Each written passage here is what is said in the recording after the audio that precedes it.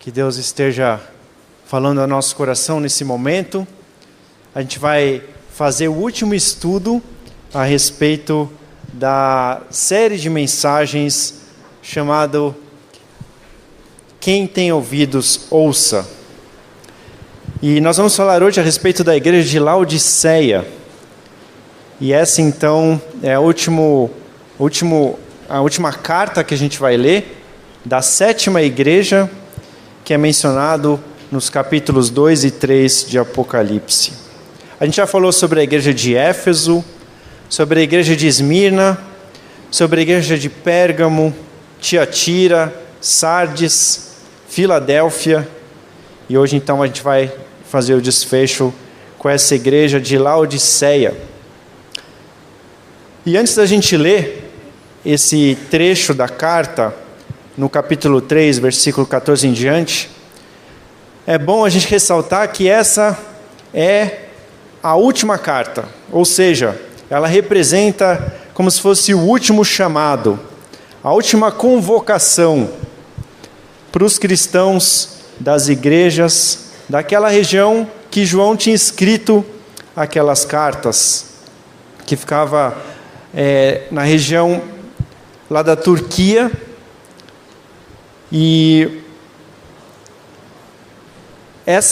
esse texto e essas cartas, elas também valem para nós no dia de hoje. E aí dentro do próprio livro de Apocalipse, depois dessa carta que a gente vai ler, a partir daí, João passa a falar daquelas coisas que estão para acontecer, que Deus tinha revelado para ele. Passa a falar a respeito do futuro. Lá no primeiro versículo do capítulo 4, Deus então fala para João: eu lhe mostrarei o que deve acontecer depois dessas coisas. Então, de fato, essa carta é um chamado para nós hoje, o último chamado, e aí a partir daí o livro de Apocalipse e a própria Bíblia faz um desfecho, então, do que está para acontecer, que não aconteceu ainda até os dias de hoje. Imagine então que essa carta é um último chamado. Um último chamado para alguém, por exemplo, que tem uma passagem de avião, passagem de ônibus, e a porta do ônibus, do avião já está para fechar, e esse então é o último chamado. Quem se atrasar vai perder a viagem, vai se complicar. Então, essa carta ela é escrita de forma muito enfática, de forma muito direta. E é o que a gente vai então estudar no dia de hoje. Apocalipse capítulo 3, versículos 14 a 22. Então vamos lá? Então a partir do versículo 14 diz assim: ao anjo da igreja em Laodiceia escreva: estas são as palavras do Amém, a testemunha fiel e verdadeira, o soberano da criação de Deus. Conheço as suas obras, sei que você não é frio, nem quente. Melhor seria que fosse frio ou quente. Assim, porque você é morno, nem frio nem quente, estou a ponto de vomitá-lo da minha boca. Você diz: estou rico, adquiri riquezas e não preciso de nada. Não reconhece, porém, que é miserável, digno de compaixão, pobre, cego e que está nu. Dou-lhe este conselho: compre de mim ouro refinado no fogo, e você se tornará rico. Compre roupas brancas e vista-se para cobrir a sua vergonha, sua vergonhosa nudez. E compre colírio para ungir os seus olhos e poder enxergar. Repreendo e disciplino aqueles que eu amo. Por isso seja diligente e arrependa-se. Eis que estou à porta e bato. Se alguém ouvir a minha voz e abrir a porta, entrarei e cearei com ele e ele comigo. Ao vencedor, darei o direito de sentar-se comigo em meu trono, assim como eu também venci e sentei-me com meu Pai em seu trono. Aquele que tem ouvidos, ouça o que o Espírito diz às igrejas. Apocalipse 3, 14 a 22. Vamos orar rapidamente? Sim, Deus, te pedimos, Pai, que o Senhor esteja usando esse momento para falar aos nossos corações. Essa aqui é a Tua palavra, e eu te peço, Pai, que o Senhor aquete nosso coração, aquete nossas situações externas, esteja abrindo nossos ouvidos e os nossos olhos para ver o Senhor, em nome de Jesus. Amém. Muito bom. Então, para a gente iniciar esse estudo, eu gostaria de destrinchar algumas ideias, alguns conceitos, algumas ilustrações que o apóstolo João faz, então, nessa carta. E no versículo 14, ele fala a respeito do remetente da carta, de quem está enviando essa carta. E aqui, então, João usa o termo o Amém. O Amém é a testemunha fiel, verdadeira, é o soberano da criação de Deus, isto é, essas palavras que foram escritas, elas foram escritas pelo próprio Jesus. De fato, quando a gente abre o livro de Apocalipse, logo nos primeiros versículos, a gente vê que foi o próprio Jesus que revelou, através de um anjo, para João, tudo aquilo que ele escreveu. Tanto as cartas, quanto também as profecias que vão acontecer. E isso está lá em Apocalipse 1, de versículos 1 a 2. E esse amém, a ideia do amém, é justamente uma confirmação. O significado da ideia de amém é a gente então dizer assim, faz sentido o que você está falando. A gente faz isso nas orações, né, que a gente tem. E esse amém, além de ter um significado de concordância com aquilo que Deus faz, com aquilo que Deus é, ele tem um sentido, amém, personificado, quando a gente fala do amém Jesus. Por quê? Porque Jesus, ele fez algo muito importante. Jesus, ele nos salvou do pecado e ele é o soberano da criação de Deus. Então, quando a gente fala da história de Deus nas nossas vidas, quando a gente fala da história de Deus para a humanidade, e a gente diz amém, a gente está falando que Deus, então, fez algo muito especial. E essas são justamente todas as profecias que Jesus tinha falado, tudo aquilo que está escrito no Antigo Testamento, que remete à obra especial de Jesus na terra. O apóstolo Paulo fala a respeito dessa ideia do amém em 2 Coríntios 1, no versículo 20. Pois quantas forem as promessas feitas por Deus, tantas tem em Cristo sim. Tem a confirmação de Cristo. Todas as promessas de Deus têm a confirmação de Cristo, o sim. Por isso, por meio dele, o amém é pronunciado por nós para a glória de Deus. Então, quando a gente termina muitas vezes orações, quando a gente faz orações aqui na igreja, a gente diz assim, em nome de Jesus, né? Amém. E a ideia é essa, é a gente agradecer, a gente confessar, a gente lembrar da obra especial de Jesus e da importância que Jesus tem. E aí então a gente fala, dizemos e confirmamos quem é Jesus. No nome dele que a gente ora a Deus e a gente fala com o Senhor. E o apóstolo João então está fazendo isso no versículo 14, que o remetente dessa carta é o próprio Jesus, o amém. Da mesma forma também, ele fala nas outras cartas todas que nós estudamos, que o remetente é o Senhor Jesus. Mas na sequência, versículos 15 e 16, então o apóstolo traz uma nova ilustração. Essa agora sobre a água. Água quente, água fria e água morna. Laodiceia era uma cidade com um problema de água. Faltavam águas por perto. Então essa cidade precisava ser abastecida de alguma forma. E os romanos então construíram um aqueduto que trazia então essa água de uma fonte, que era uma fonte termal nas montanhas, de água quente. Essa água então saía dessa fonte, descia por aquedutos até chegar na cidade. E o problema é que além dessa água ser uma água morna, quente, ela também era uma água salobra, uma água dura que falamos.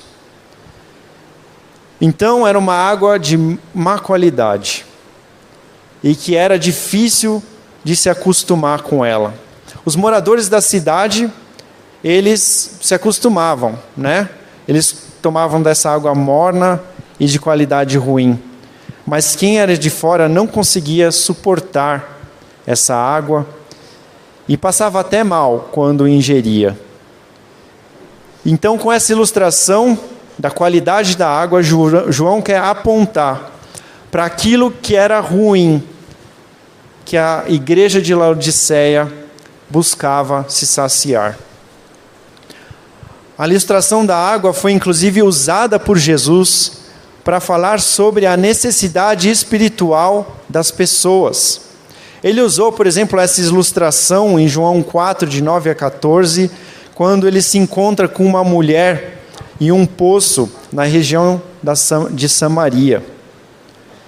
Jesus então está numa situação de um calor, igual a um calor de hoje assim, e ele vai então em busca, ele está com sede, ele vai em busca de um lugar para saciar a sua sede, e lá naquele local ele encontra uma mulher.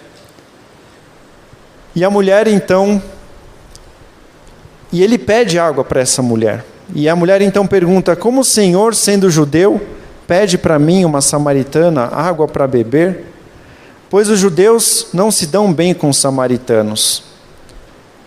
Jesus então lhe respondeu: se você conhecesse o dom de Deus e quem lhe está pedindo água, você teria pedido a ele que lhe teria dado água viva. Disse então a mulher: o Senhor não tem com que tirar água, e o poço é fundo. Onde pode conseguir essa água viva?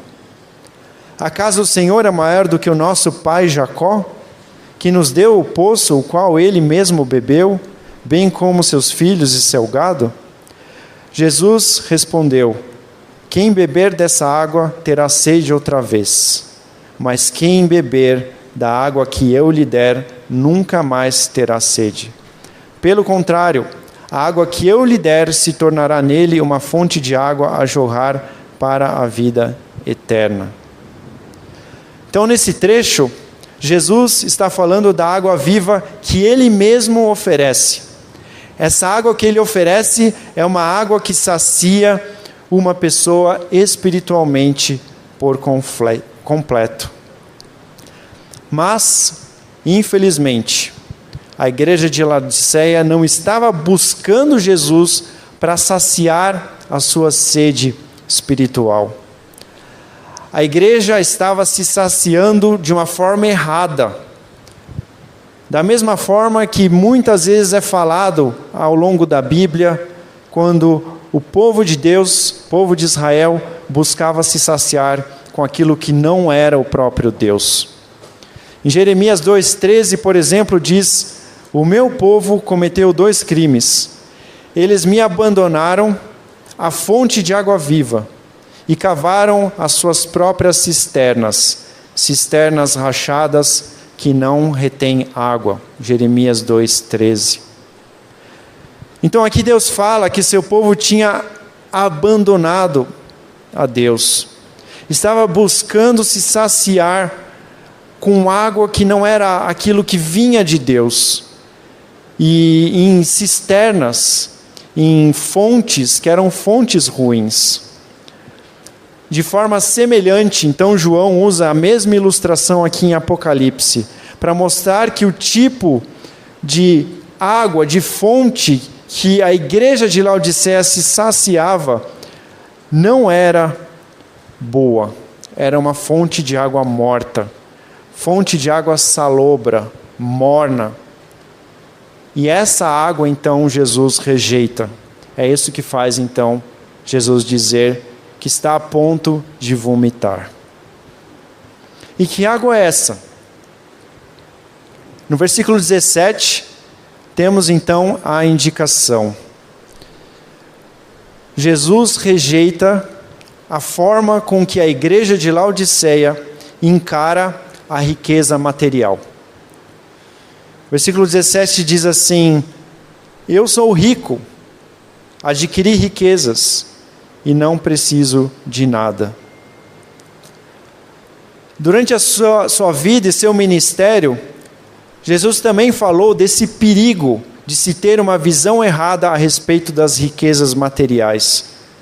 Em Lucas 12, de 16 em diante, nós lemos Jesus contando uma parábola a respeito desse perigo. Versículo 16 em diante. Então Jesus lhes contou uma parábola. A terra de certo homem rico produziu muito bem. Ele pensou consigo mesmo: o que vou fazer? Não tenho onde armazenar minha colheita. Então disse: já sei o que vou fazer. Vou derrubar os meus celeiros e construir outros maiores, e ali guardarei toda a minha safra e todos os meus bens. E direi a mim mesmo: você tem grande quantidade de bens armazenados para muitos anos. Descanse, coma, beba e alegre-se. Contudo, Deus lhe disse: insensato, essa mesma noite sua vida lhe será exigida.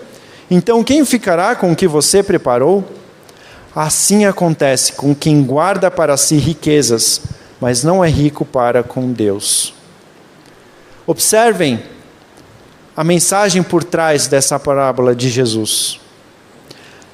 A riqueza acumulada não muda a condição de uma pessoa diante de Deus. A qualquer momento, a vida de qualquer pessoa pode ser retirada. E aí, o que vai sobrar? Então existe um perigo grande de uma pessoa se saciar com riqueza material, mas não estar plenamente saciada com o próprio Deus. Também em 1 Timóteo 6, de 9 a 10, nós lemos um alerta a respeito de se saciar com riquezas materiais. Versículo 9 diz assim: os que querem ficar ricos caem em tentação, em armadilhas e em muitos desejos descontrolados e nocivos, que levam os homens a mergulharem na ruína e na destruição. Pois o amor ao dinheiro é a raiz de todos os males. Algumas pessoas, por cobiçarem o dinheiro, desviaram-se da fé e se atormentaram a si mesmas com muitos sofrimentos. Então o problema da igreja de Laodiceia acaba sendo então essa vontade, essa cobiça pelo dinheiro. Esse é um problema específico da igreja de Laodiceia. As outras igrejas que nós estudamos também tinham outros problemas de busca e cobiça que não estavam vinculados ao Senhor. E aí, no versículo 17, o apóstolo João então apresenta a real condição dessa igreja. Essa igreja então é miserável, é digna de compaixão, é pobre, é cega e está nu. Versículo 18, João, ele apresenta então um conselho para que a igreja saísse dessa situação reprovável. E ele apresenta então mais 3 ilustrações, mais 3 imagens, que é adquirir o ouro refinado, adquirir roupas brancas e adquirir o colírio. Esses são 3 elementos vindos de Deus, que a igreja então deveria adquirir e buscar para que saísse dessa situação reprovável que se encontrava. Primeiro então é o elemento do ouro refinado, e o apóstolo João usa essa ideia a partir de outros trechos bíblicos.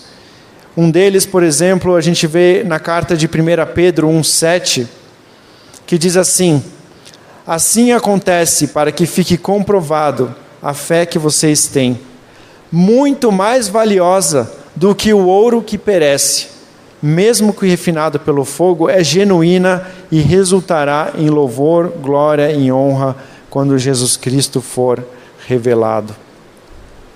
Então a riqueza que Jesus oferece, aqui mostrada como o ouro refinado pelo fogo, ela é mais valiosa do que o ouro que perece, ou seja, a riqueza material. A fé em Jesus Cristo resulta naquilo que o ouro material nunca poderá fornecer por completo: louvor, glória e honra. Talvez o dinheiro possa fornecer por algum tempo um pouco de honra, um pouco de glória, um pouco de alegria, mas nunca vai ser por completo. Então a igreja de Laodiceia deveria se apropriar da fé em Jesus Cristo. O segundo elemento que o apóstolo João fala é roupas brancas. No próprio livro de Apocalipse, o apóstolo faz menção a essa ilustração das roupas brancas. Por exemplo, no capítulo 6, versículo 9 a 11, lá diz assim: quando ele abriu o 5º selo, vi debaixo do altar as almas daqueles que haviam sido mortos por causa da palavra de Deus e do testemunho que deram. Eles clamavam em alta voz: até quando, ó soberano e santo e verdadeiro, esperarás para julgar os habitantes da terra e vingar o nosso sangue? Então cada um deles recebeu uma veste branca, e foi-lhes dito que esperassem um pouco mais, até que se completasse o número dos seus conservos e irmãos que deveriam ser mortos por eles. Apocalipse 6, de 9 a 11. Também em Apocalipse 16, 15, lemos: eis que venho como um ladrão, feliz aquele que permanece vigilante e conserva consigo as suas vestes, para que não ande nu e não seja vista a sua vergonha. Então a ilustração das vestes significa uma fé que persiste. O livro de Apocalipse considera como vergonhoso aquele que não persiste na fé, que não dá um bom testemunho. Quem diz que é seguidor de Jesus, mas vive na devassidão, comete infrações graves contra Deus, esse tipo de pessoa, a partir do livro de Apocalipse, é considerada uma pessoa vergonhosa, que está nua. Então a ilustração de roupas brancas está vinculada a quem persiste no caminho da fé. E com isso passa a ser honrado e recebe do próprio Deus roupas brancas. E por fim, a gente tem o terceiro elemento que é apresentado aqui para a igreja. A igreja precisa se apropriar do colírio para os olhos, olhos que estão cegados pelo desejo, pela cobiça. Isso significa o quê? Se ter uma visão correta da situação espiritual em que se encontra. Jesus fala sobre essa visão correta, por exemplo, em Lucas, capítulo 6, 41 e 42, é conhecido esse texto, né? Por que você repara no cisco que está no olho do seu irmão e não se dá conta da viga que está em seu próprio olho? Como você pode dizer ao seu irmão: irmão, deixe de tirar o cisco do seu olho, se você mesmo não consegue ver a viga que está em seu próprio olho? Hipócrita, tire primeiro a viga do seu olho, então você verá claramente para tirar o cisco do olho do seu irmão. Lucas 6, versículos 41 e 42. Então aqui nesse trecho Jesus nos chama a olharmos para nós mesmos, a fazermos meio que uma autoavaliação. Acontece que essa autoavaliação só pode acontecer de forma plena a partir do padrão do próprio Jesus. Para que a gente possa enxergar a nós mesmos, a gente precisa passar por um processo de tratamento dos nossos olhos com um colírio que vem do próprio Senhor Jesus. E esse processo de tratamento, esse processo de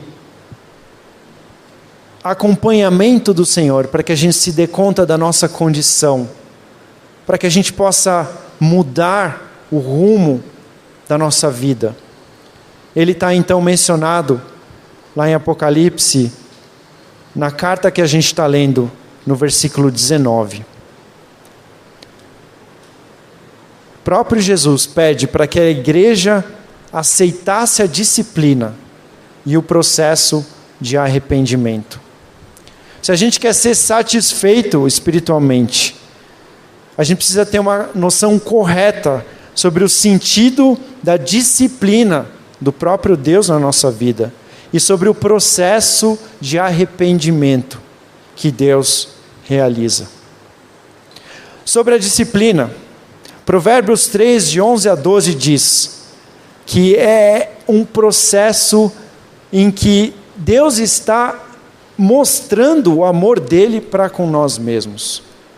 Ele sabe como a maldade está incrustada em nós. Então ele permite que a gente passe por processos, e esse processo profundo em que a gente é transformado. Provérbios 3, de 11 a 12. Meu filho, não despreze a disciplina do Senhor, nem se magoe com sua repreensão, pois o Senhor disciplina a quem ama, assim como o pai faz ao filho de quem deseja o bem. É como se nós fôssemos criancinhas pequenas, que a gente precisa ir para o médico, porque a gente não está bem, ou a gente precisa tomar uma vacina. Nosso pai então nos leva para tomar essa injeção, e a gente não entende por que ele está fazendo aquilo. Quanta crueldade.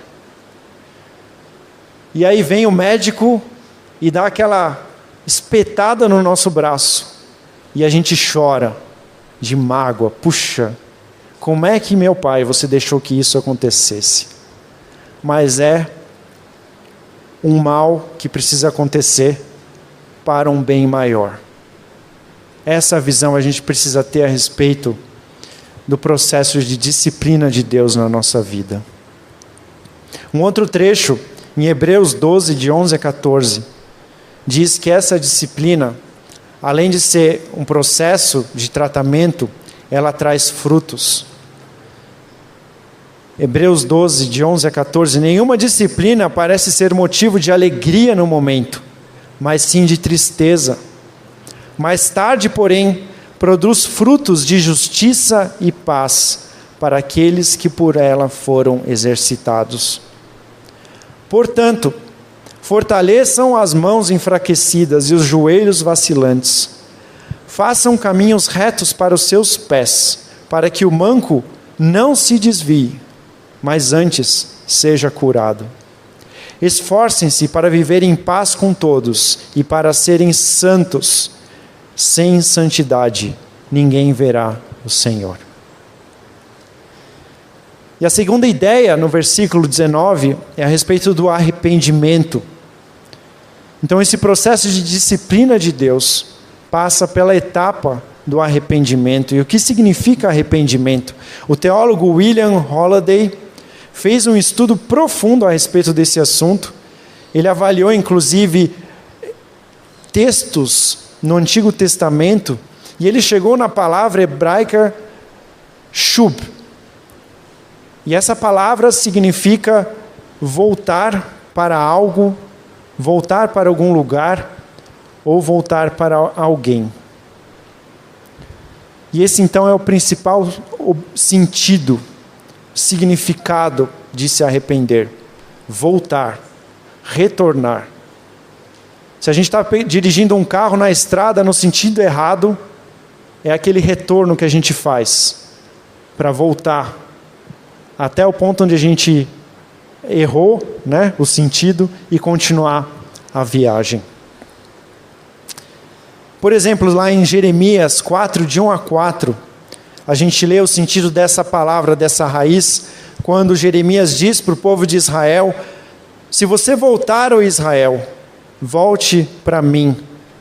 Se você se afastar para longe de minha vista, os seus ídolos detestáveis, e não se desviar, se você jurar pelo nome do Senhor com fidelidade, justiça e retidão, então as nações serão por ele abençoadas e nele se gloriarão.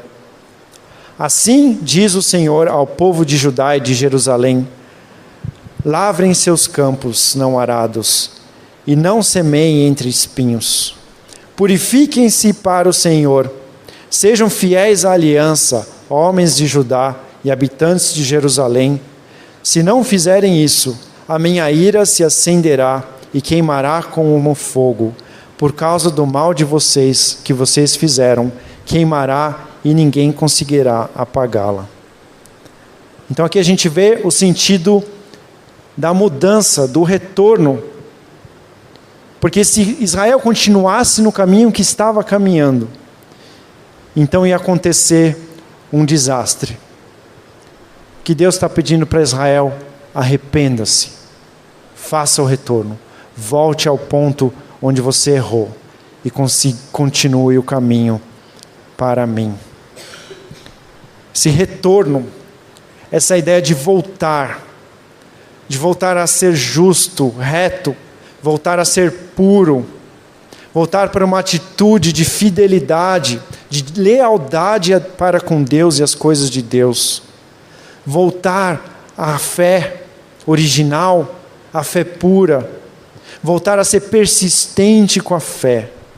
Não abandonar, não desistir. Esse é o sentido do arrependimento. Então, a partir daí, no versículo 20, nós temos duas ilustrações que o apóstolo João faz. Uma é a respeito de Jesus batendo na porta, e outra é a respeito da ceia, da festa com o próprio Jesus. E essas próprias ilustrações de Jesus bater a porta e da festa, foram ele mesmo que pronunciou durante o ministério dele entre os seus discípulos.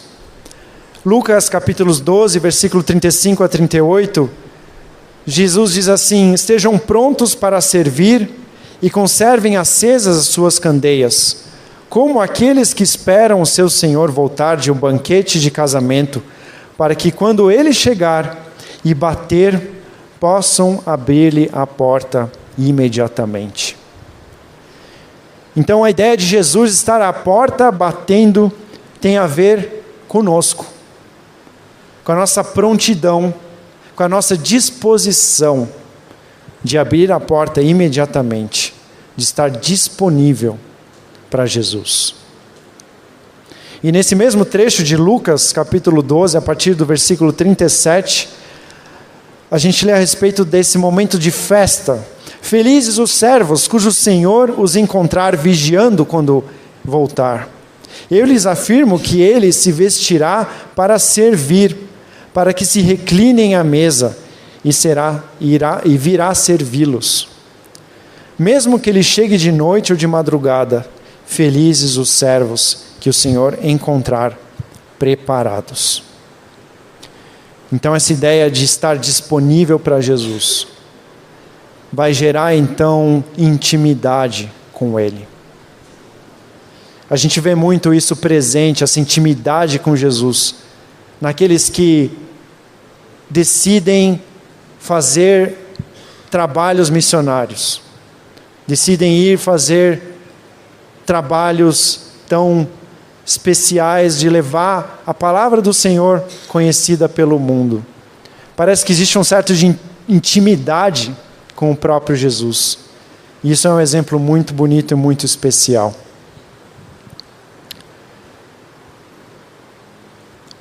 E sobre essa questão da intimidade, Jesus também fala em João 14, 23 e 24. Se alguém me ama, guardará a minha palavra. O meu Pai o amará. Nós viremos a ele e faremos nele morada. Aquele que não me ama, não guarda as minhas palavras. Essas palavras que vocês estão ouvindo não são minhas, de meu Pai, mas são de meu Pai que me enviou. Versículo 21, então, do trecho que a gente está lendo, o apóstolo João fala dos benefícios dessa intimidade com Deus. Ele fala que as pessoas que têm essa intimidade com Deus são como que vencedoras. E no versículo 21 ele relaciona essa intimidade como aqueles que vão estar ao lado de Jesus. No trono, vão receber toda a glória que Jesus recebe. É semelhante a Apocalipse 2:26, que Jesus fala que aquele que vencer e fizer a minha vontade, também terá autoridade sobre as nações. E nas cartas das outras igrejas, também são apresentados outros benefícios a esses vencedores, esses que persistiram na fé. E uma informação muito importante é que aqueles que persistiram na fé não vão sofrer a segunda morte, vão comer da árvore da vida que está no paraíso de Deus.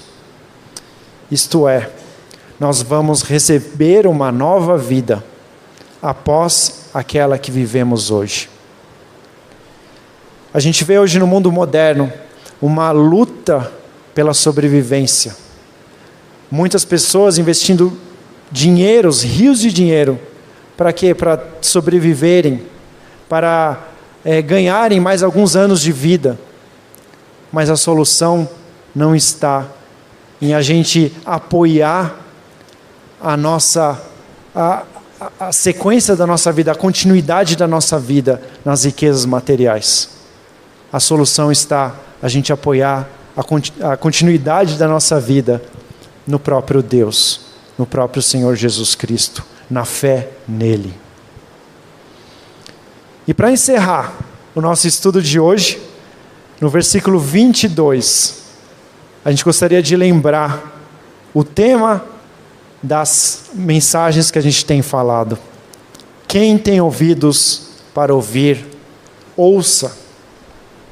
E essa expressão foi muito usada por Jesus ao longo de todo o seu ministério, especialmente quando ele falava em parábolas.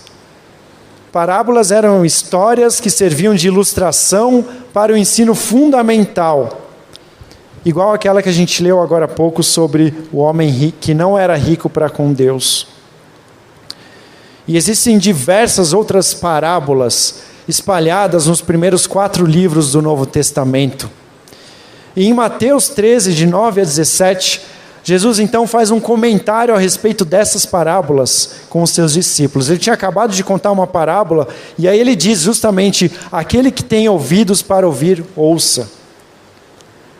E aí no versículo 10, lá em Mateus capítulo 13, os discípulos aproximam-se de Jesus e perguntam, por que falas ao povo com parábolas? Ele respondeu, a vocês, meus discípulos, foi dado o conhecimento dos mistérios do reino dos céus. Mas a eles, aqueles que não eram discípulos, eram estudiosos, mas não eram discípulos de Jesus, a eles não. Versículo 12, a quem tem, será dado, e este terá em grande quantidade. De quem não tem, até o que tem, lhe será tirado. Por essa razão eu lhes falo por parábolas, porque vendo eles não veem, E ouvindo, eles não ouvem nem entendem. Nele se cumpre a profecia de Isaías: ainda que estejam sempre ouvindo, vocês nunca entenderão. Ainda que estejam sempre vendo, jamais perceberão. Por quê? Porque o coração desse povo se tornou insensível. De má vontade, ouviram com seus ouvidos e fecharam seus olhos. Se assim fosse, poderiam ver com os olhos, ouvir com os ouvidos, entender com o coração e converter-se, e eu os curaria. Mas felizes são os olhos de vocês, porque vocês veem, e os ouvidos de vocês, porque ouvem. Pois eu lhes digo a verdade, muitos profetas e justos desejavam ver o que vocês estão vendo, mas não viram, e ouvir o que vocês estão ouvindo, mas não ouviram. Irmãos e irmãs, a gente precisa se desfazer daquilo que não nos permite escutar a Deus.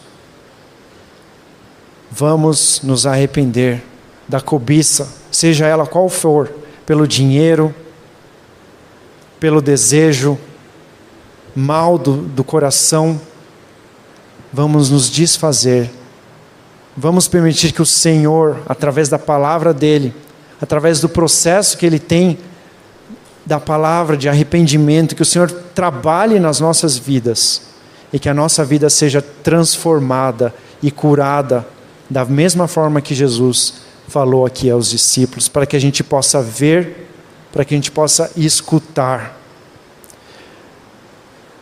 A revelação de Jesus é uma revelação muito especial. As palavras de Jesus são palavras muito especiais. Ao longo da história da humanidade, muitas pessoas não escutaram a Jesus, porque elas não viveram na época de Jesus ou antes de Jesus. Elas viveram antes de Jesus vir. Mas nós temos a revelação da palavra de Deus. Nós somos felizes por causa disso. Que essa carta da igreja de Laodiceia nos ajude a permitirmos que Deus discipline o nosso coração. Nos ajude a permitirmos que a gente se arrependa dos nossos caminhos errados, para que a gente passe a ver e ouvir o que Deus tem para nos dizer. Para que a gente passe a ter uma fé em Cristo Jesus. Para que a gente passe a insistir a viver nessa fé em Cristo Jesus. E com isso a gente se torne vencedores. Que essa série de mensagens possa ser o último chamado para a gente se voltar a Cristo. E para que a gente possa persistir até o final. Amém?